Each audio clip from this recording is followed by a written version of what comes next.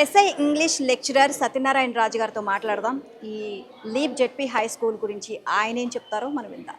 Without carbon dioxide, the plant kingdom cannot synthesis of carbohydrates. Hi sir. Hi, నమస్తే. నమస్తే sir. నమస్తే. మార్పు అనేది కొత్త అధ్యాయానికి నాంది అని అంటారు. సో ఇప్పుడు నార్మల్ ప్రభుత్వ పాఠశాల ఇప్పుడు ZP high school, leap ZP high school ఒక ఉన్నత హంగులతో ఆర్భాటాలతో తయారైంది. సో ప్రభుత్వ పాఠశాల అంటే వద్దు అని దూరంగా వెళ్ళిపోయే పేరెంట్స్ ఇప్పుడు ప్రభుత్వ పాఠశాలలకి పిల్లల్ని చేర్చడానికి చాలా ఇంట్రెస్ట్ చూపిస్తున్నారు. సో ఈ మార్పు మున్ముందు ఏ విధంగా ఉండబోతుంది, ఎలాంటి నాందికి పాల్పుతుంది? వాస్తవం మీరు చెప్పింది. గత 20 సంవత్సరాల నుంచి పరిశీలించినట్లయితే ప్రభుత్వ పాఠశాలలో చేరే విద్యార్థుల సంఖ్య తక్కువగా ఉంది. కొంత వెనుకబాటుతనం అని కాదు, కానీ సమాజంలో నిర్లిప్తత ఉంది. ఈ మధ్యకాలంలో ఈ ప్రభుత్వంలో మంత్రివర్యులు నారా లోకేష్ గారి యొక్క చొరవతోటిని ప్రభుత్వ పాఠశాలకి పూర్వ వైభవం తేవడానికి ప్రయత్నాలు అనేకం చేస్తున్నారు. పిల్లవాడిని మార్కులకి ర్యాంకులకి పరిమితం కాకుండా, ఇప్పుడు మార్కులు ర్యాంకులు అంటే ఒక మంచి టీచరు, ఒక మంచి టెక్స్ట్ బుక్, ఒక మంచి స్టూడెంట్ ఎనఫ్, కానీ అది కాదు. దానికంటే బియాండ్గా చేయాలంటే పిల్లవాడికి ఒక ఇంటర్నేషనల్ ఎక్స్పోజర్ ఇవ్వాలంటే వాడికి లైఫ్ స్కిల్స్ రావాలి, అదేవిధంగా ఇంటరాక్షన్ స్కిల్స్ రావాలి, లాజికల్ థింకింగ్ ఉండాలి, కమ్యూనికేషన్ స్కిల్స్ ఉండాలి.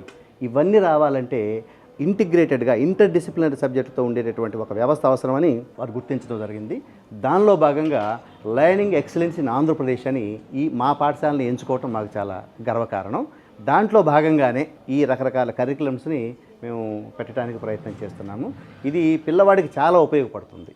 మార్కులే కాదు, మార్కులకి మించి ఒక జీవితాన్ని అందించాలన్నది మా లక్ష్యం. స్టూడెంట్స్ని దృష్టిలో పెట్టుకొని ప్రతి ఒక్కటి కూడా ఏది ఆలోచించాలన్నా స్టూడెంట్స్ని దృష్టిలో పెట్టుకొని మనం ముందుకు వెళ్ళాలి. సో నెక్స్ట్ భావితరాలు, మన భవిష్యత్తు మొత్తం కూడా మార్చేది వీళ్ళే. సో ఆ విధంగా ఎలా ముందుకు వెళ్తారు?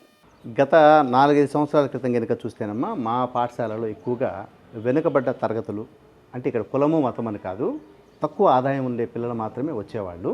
ఈ విధానంలో ఏం జరిగిందంటే మొట్టమొదటిసారిగా మా దగ్గర ఎక్కువ మంది ప్రభుత్వ ఉద్యోగస్తుల పిల్లలు, ప్రైవేటు ఉద్యోగస్తుల పిల్లలు, ఈ మధ్య వచ్చినటువంటి రకరకాల కంపెనీలు, సాఫ్ట్వేర్ కానివ్వండి, కన్స్ట్రక్షన్ కానివ్వండి, ఆ పిల్లలందరూ వచ్చి మా దగ్గర చేరడం జరిగింది.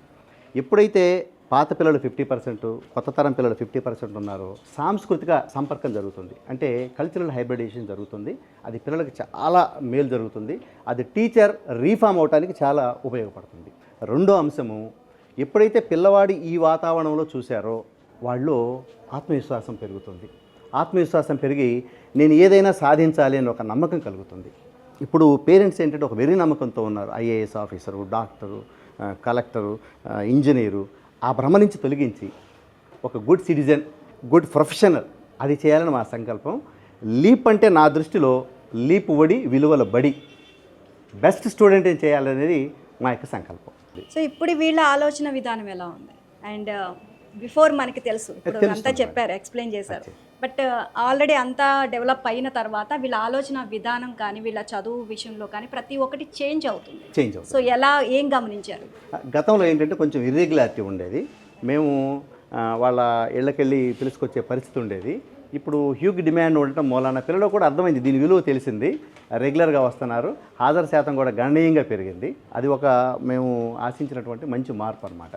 రెండో మార్పు ఏంటంటే కొత్త పిల్లలు ఎప్పుడైతే వచ్చారో వీళ్ళలో కూడా చదువుకోవాలి, ఆరోగ్యకరమైన పోటీని పెంచుకోవాలనేటువంటి ఒక కాన్సెప్ట్ బాగా పెరిగిందనమాట.